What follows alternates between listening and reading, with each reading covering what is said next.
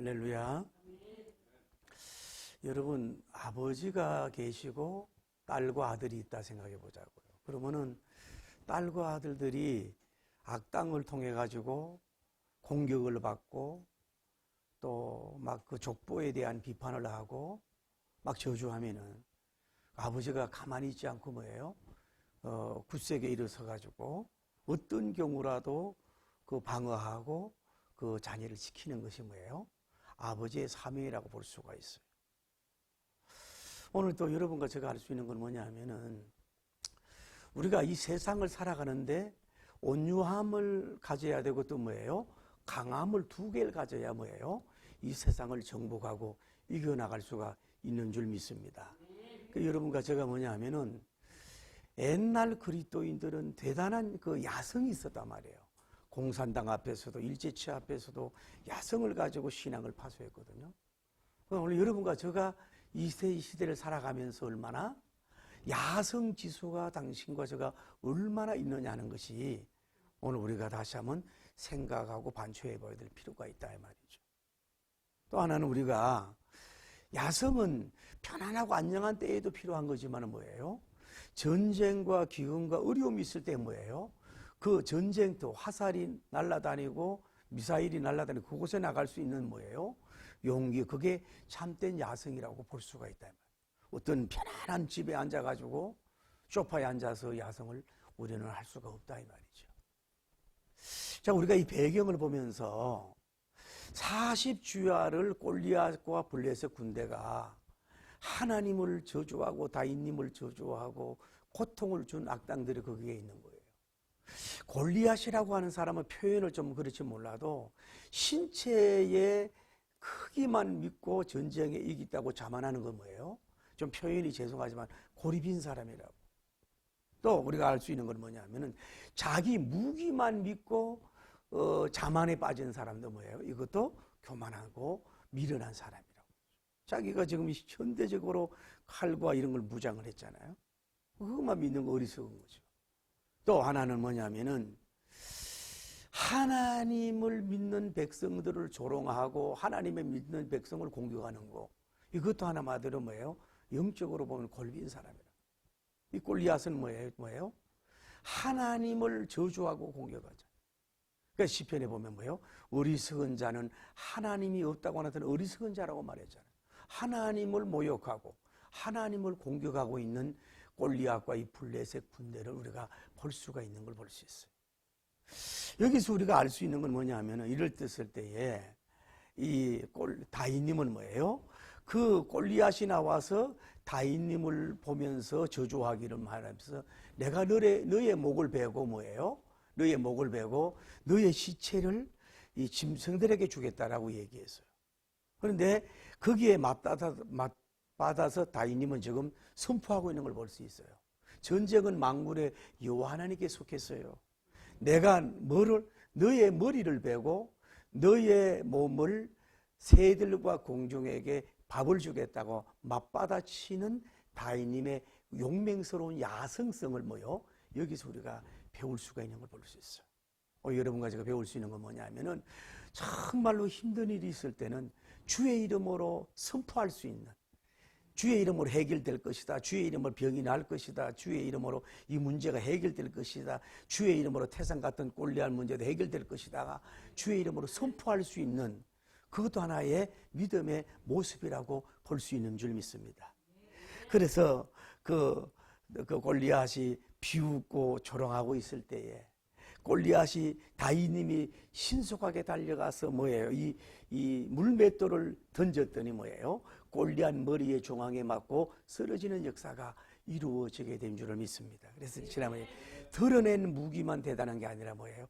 드러나지 않는 무기가 있다는 걸 여러분이 아셔야 돼요. 우리가 이해할 수 있는 것은 51절에 보면 다윗님은 아까 말했던 것처럼 선포하고 내가 너의 머리를 베겠다 선포하고, 두 번째 뭐예요? 이 물맷돌을 던져서 이 사람을 넘어뜨리고, 세 번째는 뭐예요? 민첩하게 달려가고, 네 번째는 뭐예요? 발로 그 사람을 밟고, 다섯 번째는 그 사람의 칼을 빼고, 여섯 번째로 그 사람의 뭐예요? 칼을 빼서 죽이고, 7번째는 뭐예요? 그 사람의 목을 베고, 8번째는 뭐예요? 그 사람의 목을 들고 신속하고 용감하게 그렇게 적을 처단하는 이런 모습을 볼 수가 있다 이 말이죠. 여러분, 여기서 알 수 있는 건 뭐냐 하면은, 중요한 것은 이 사무엘상 시대인데 어떻게 보면 그 다윗님이 야만적이까지 보이지 않아요?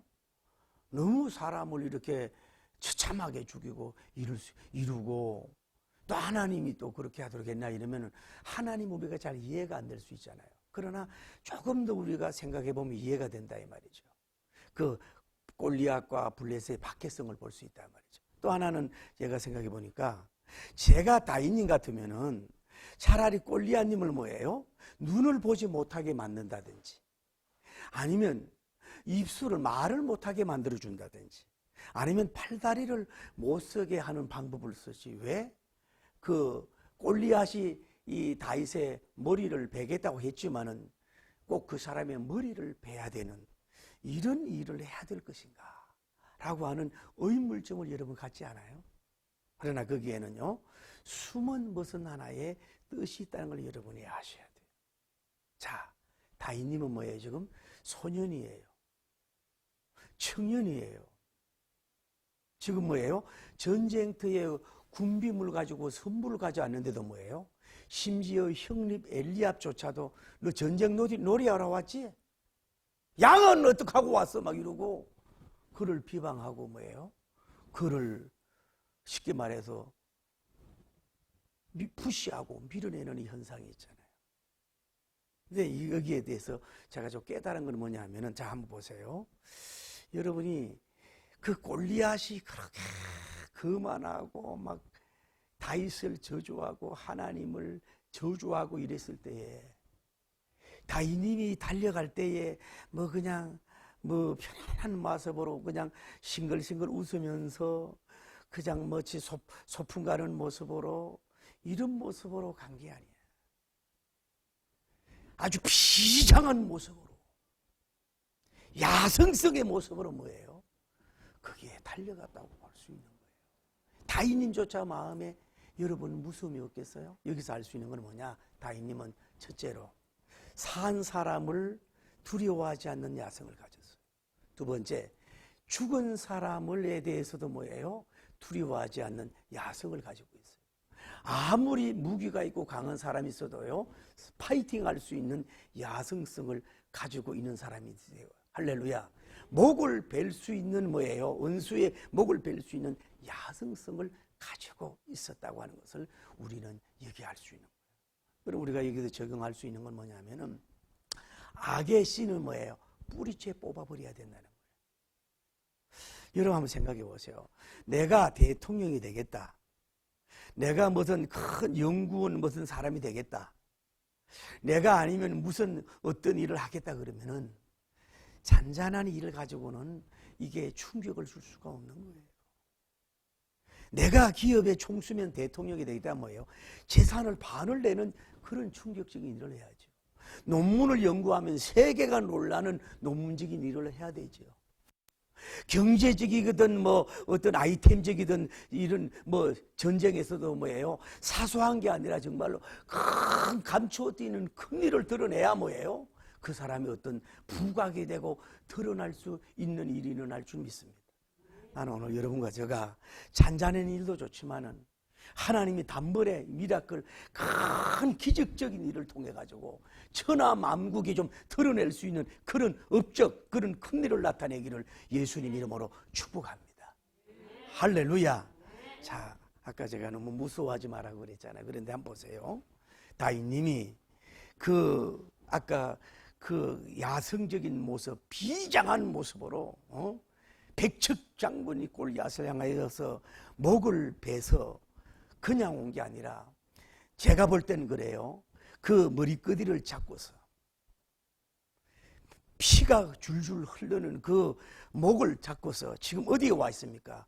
사울왕 앞에 지금 당당한 모습, 아직도 영적인 마음, 어이없심, 이런 정의감, 하나님을 위한 있던 강력한 이 거룩한 엄청난 야성이 식어지지 않는 가운데서 그 있는 모습을 탁 서고 볼 때에 사울 왕조차도 섬찟하고 전쟁에서 뼈를 굵었던 수많은 참모 완스타 스리스타 포스터들도 그 다윗님의 그 용맹스럽고 늠름하다는 말로 표현할 수 없는 위대한 그 광경의 모습을 보면서 뭐예요?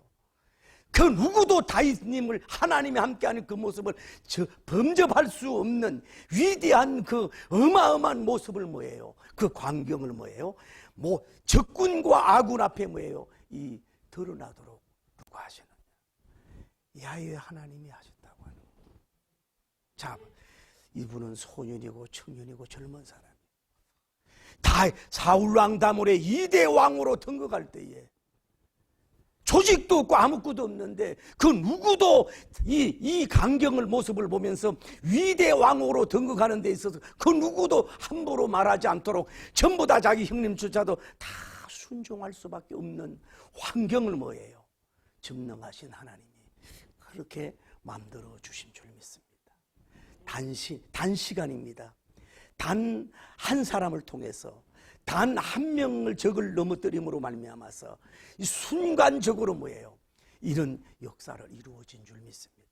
이것은 뭐냐? 첫째로 다윗 왕을 세우기 위한 하나님의 거룩한 대섭리적인 전법이고, 두 번째로는 이스라엘 백성을 보호하고 지키는 하나님의 은혜의 선물이고, 세 번째는 블레셋 백성들에게 이런 두려움을 통해서 함부로 공격하지 말라는 것이고, 네 번째로는 하나님께서는 아무리 어려운 상황 속에서 그들을 안보하고 지켜준다고 하는 메시지를 보여준 줄을 믿습니다. 사랑하는 성도 여러분, 오늘 메시지 하나 이겁니다. 하나님께서 여러분과 저에게 다윗님이 골리앗을 부서뜨린 것처럼 미라클적이고 기적적이고 상상하지 못하는 엄청난 일로 인해서 여러분이 등극하고 세우는 그 기적적인 역사가 일어나기를 예수님 이름으로 축복합니다. 여러분, 사실 다윗님은 누구예요? 장차 오실 지저스 크라시도 예수 그리스도님의 그림자입니다. 이제는 주님이 재림하시면 그의 찌른 자를, 교회를 박해한 사람들, 하나님의 주의 종들을 공격한 사람들에게 그는 공의의 근세를 가지고서 분명하고 확실하게 그들을 심판할 것이며, 하나님의 이스라엘 백성들을 암탈기 병아리를 모아듯이 다 모아서 하늘나라에 그 지복을 누리는 그곳으로 다 이끌어주는 영광의 날이 오게 될 줄을 믿습니다.